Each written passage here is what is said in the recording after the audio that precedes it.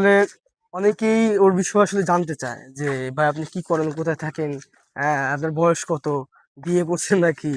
না, ও এখনো বিয়ে করে নাই। ইনশাল্লাহ আল্লাহ বাঁচায় যদি রাখেন ভবিষ্যতে করবেন।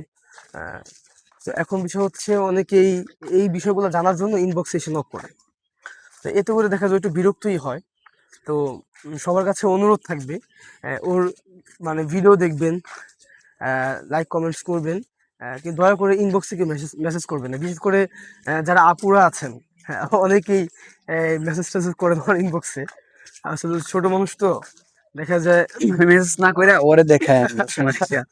ও আসলে এই যে বিশেষ করে মেয়েদের সাথে আসলে একটু মেয়ে মেয়ে টাইপের যেই ঝামেলা বলা যায়, মেয়েদের সাথে কথা বলা, তাদের সাথে দীর্ঘক্ষণ ফোন আলাপ, এই সমস্ত বিষয় থেকে ও একটু দূরে থাকে সব সময়। তো সবার কাছে অনুরোধ থাকবো যে ওকে কেউ ডিস্টার্ব করবেন না ইনবক্সে এসে।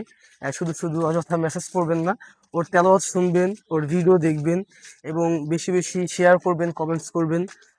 আপনাদের আপনাদেরকে আরো বেশি বেশি তেলাওয়াত ও উপহার দিবে ইনশাল্লাহ। আরো বেশি বেশি আহ, তেলাওয়াত বলেন, ইসলামিক টাইপের যে ভিডিওগুলো আছে, বেশি বেশি আপনাদেরকে উপহার দিবে ইনশাল্লাহ।